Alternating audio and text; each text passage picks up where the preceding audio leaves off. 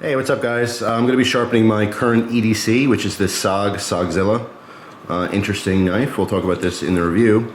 But it's getting a little bit dull, and it's definitely time to sharpen it up. So I want to give you a demo on this Lansky turn box. I showed this in a previous video, and I mentioned I will eventually review it for you guys. It is a great little sharpening system. It's really easy to use, so I figure I'm doing this anyway, might as well turn the camera on so you guys can see what it's all about. First, I'm going to give you a little cut test so you can see where this knife is at, as is. Okay, slicing paper, but I don't know if you could tell, that's a pretty rough slice.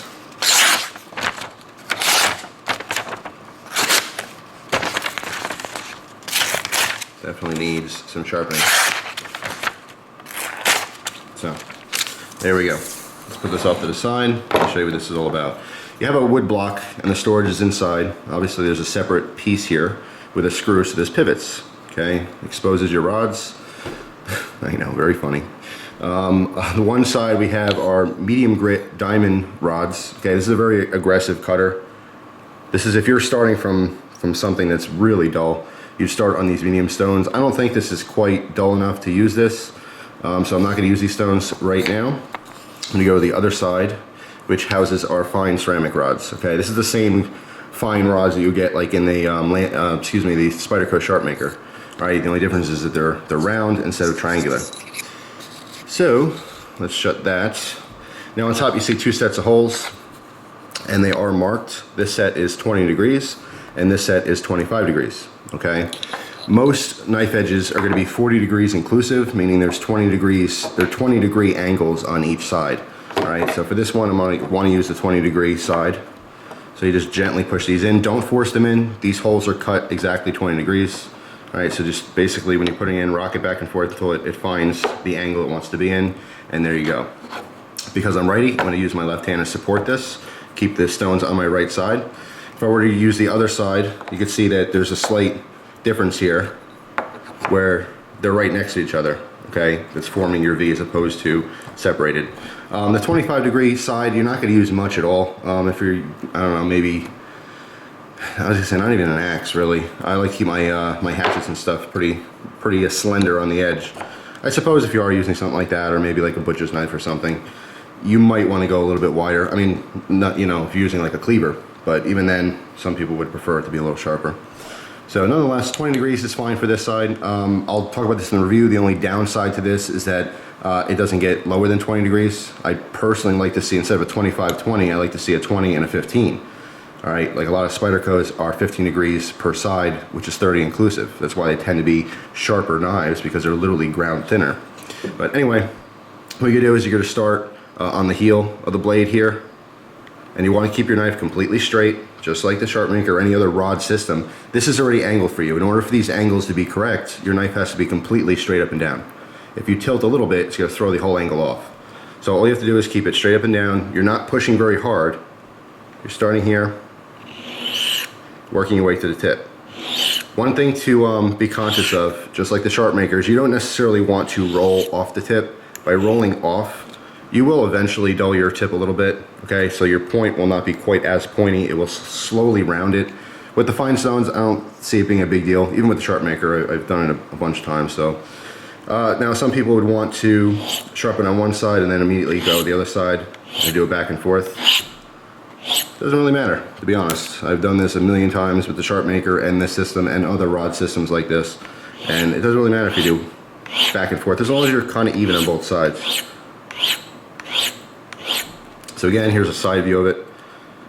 You're starting down at the heel and coming down towards the tip. All right, ideally you'd stop at the tip, but you'd have to have a lot of control to make sure you get completely to the tip. So I just roll off. It's really not a big deal.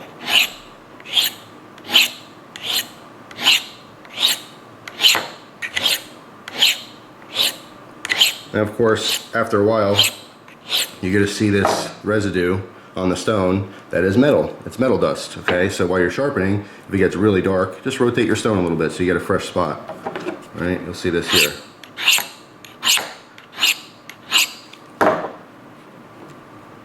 All right, keep doing that. When the entire stone is gray like that, of course, you're gonna want to take them off and wash them. Wash them with soapy hot water, and you should be good to go. You're just removing all that the metal dust.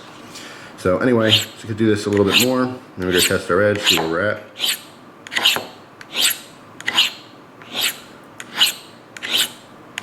Sharpening is not something that necessarily has to be rushed. A lot of people do try to rush the sharpening. I'm making a video, so I'm going a little bit faster than I normally would. But there really is no rush. You should just do nice, simple, calculated movements so you get the effect you're looking for. Okay, let's take our paper back here. First off, you can actually feel it a little bit sharper. With the fine stone, you're not going to really get any burrs from this. Anyway, let's give this a little go. I would like to strop this up as well. But ready, you can see the difference here.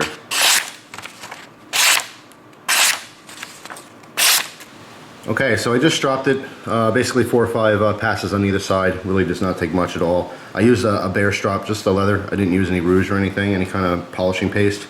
You saw the sharpening process here. It really takes almost nothing to go from a halfway usable edge to a nice sharp edge. So we're going to try a little bit of a phone book paper here. See what the difference is.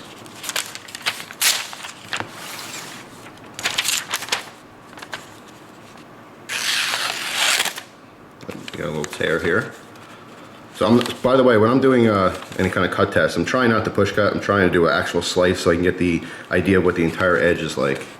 Because I may be super sharp here, here, and here, and then there's a little bit of a nick or something there that I have to work on. So starting from the heel, very nice. Towards the tip, it ripped again.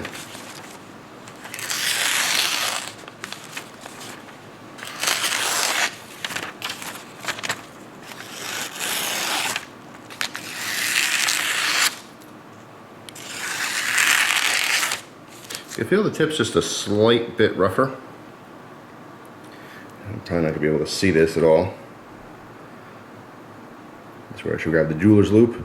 But there might be a very tiny nick or something towards the tip. But honestly, for an EDC blade, this is more than adequate, and I'm very happy with this type of edge for my cutting needs. Could go back and touch it up more, but like I said, it's going to be a fine, usable edge. And all that was a little bit of time with the fine ceramic stones. So I'm glad I didn't go with the medium stones. It just wasn't necessary. The edge wasn't that bad. Just a quick note, if you don't have a strop, when you're done sharpening, you can use something like a book or cardboard and just use that, basically the corner where it's going to be really stiff, and use that as your strop. And it's going to work in a similar fashion. Remember, never go towards the blade, always go away from it. Start with the heel. Okay, and keep a constant angle. That will also strop your blade up. Just a poor man's strop, just in case you don't happen to have a standard strop. Go back to that paper here.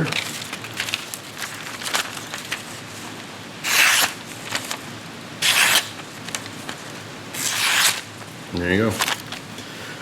So that's it. Really does not take much at all. This is a great system. Like I said, my complaints, and this will be more for the review, but I wish they had a 20 and a 15 instead of a 25 and a 20. And besides that, having the round rods, they're definitely easily replaceable, whereas the Sharpmaker's triangular rods, they're a little more versatile. You can get into some serrations, and it's a little easier with some heavy recurves. But the downside to that is you have to buy new triangular stones directly from Spyderco. With these round stones, you can find, you know, cylindrical ceramic rods from all different sources.